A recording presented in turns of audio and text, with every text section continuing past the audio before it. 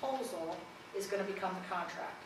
So they want to make sure that, first off, that they understand everything the government's asking for and determines where the risk elements are, and that your writers, whoever's written your proposal, that your company as a whole understands what they're stepping up to.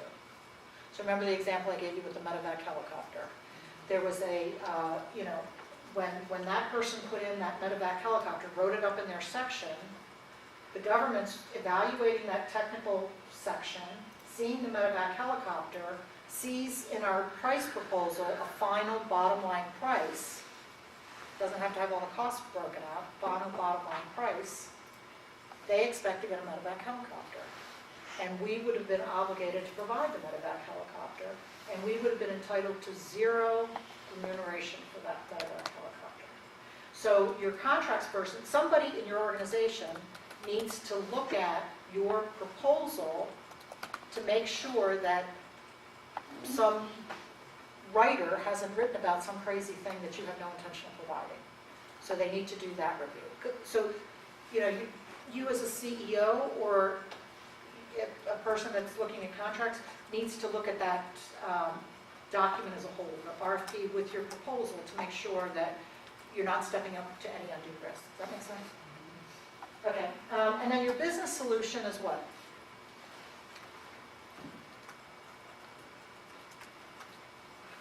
I have that as connected to price volume. Exactly. It's your price volume. It's the prices that you're going to give to the government. So you take that section B, and we'll talk about that in a second, but you're going to have all the elements of section B, every product and service you're going to offer, and you're going to give them a price for each. A price by item, by year, for every year of the contract. So do you see where it requires a little crystal balling on your part to figure out what your prices are going to be in the future? Okay. All right, so I think that's all I'm going to talk about.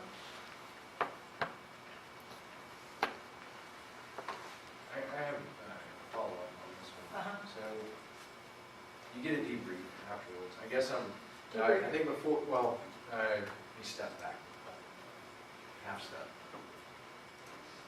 Last time we were talking about this, I asked if there are any specific examples, and I think the response was something along the lines of, well, it's going to be situational dependent by each RFP.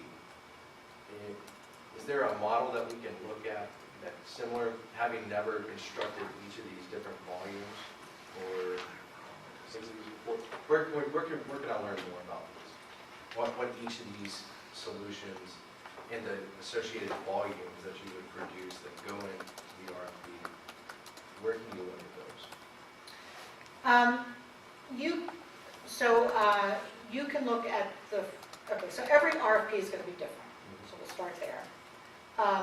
And when we get to the proposal writing section, I'll tell you the types of things that could be in these sections so that you know what they are. But you always are following section L of the proposal instructions, because that's going to tell you specifically what you have to do. If you want to get contractors' proposals, you can use the Freedom of Information Act to try to get that, and that's when I told you could either get a whole lot or very little information. Okay, thank you.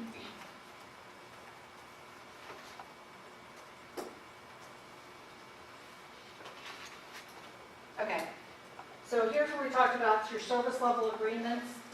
If your company is large and you have like a separate engineering department, you need to have a service level agreement. Like at EDS, we had our federal business, but we used EDS corporate resources for different things. So we would have service level agreements. Please understand that I teach all size companies.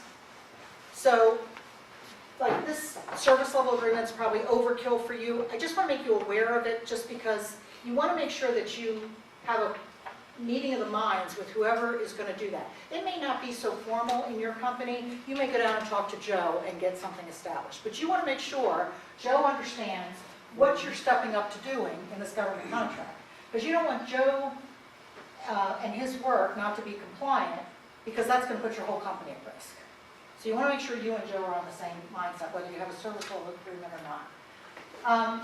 If you're going to have externally provided products and services, you want to have non-disclosure agreements in place with them. So I'll give you a case in point. Like, I work with a lot of companies, and